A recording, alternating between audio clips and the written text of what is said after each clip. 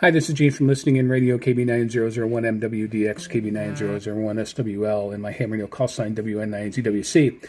A lot of you who might have watched my videos inside my shack in the main part of my house may have seen this object in the background. And what this is a tuner, and this is called a homemade breadbox tuner.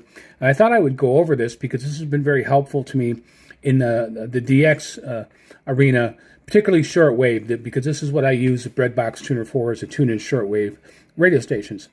And I did this in 2 stages with a bandpass filter on it. And I don't remember the ratings on these variable capacitors. Each one of these is a variable capacitor. They're both a little bit different. I can't remember what the rating is. I bought this a long time ago. So you'd have to do some research on your own to figure out what will work. And when I first bought these, I wasn't even really concerned about the rating individually at the time because I wanted to figure out if it would work before I really got into anything further. But with that said, here's how I laid it out. So I have 2 positions for the antenna and ground. This is the antenna post right here in front on the front of the box, and the ground is up here on the top, and I marked that G and A for antenna and ground so I knew which one is which.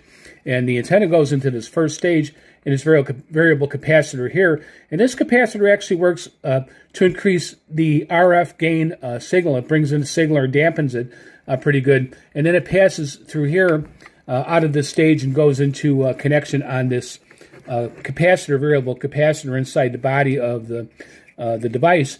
But this is what they call a double gang variable capacitor because it has 2 sets of fins on it.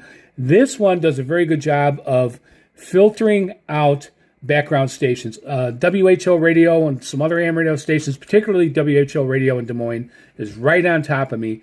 And anything that I set up and I put a straight antenna into, even shortwave, it comes and wipes it out. So it was very important that I had this filter. And as I increase this filter, it actually blocks out WHO so I don't hear it on my shortwave broadcast.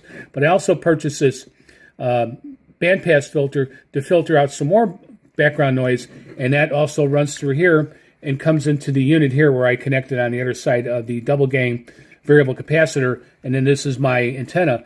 So again, I could try to do a diagram on this later on, but I just wanted everybody to see what it was and how it could be utilized. And I'm in an urban situation where there's a lot of interference, so this is very, very helpful to filter out that background noise and to increase the RF, especially coming from distant shortwave radio stations overseas. It's worked very well for me. So, okay, so that's just an introduction to a breadbox tuner, and this is my first one, and it's worked well. Thanks. Have a good day.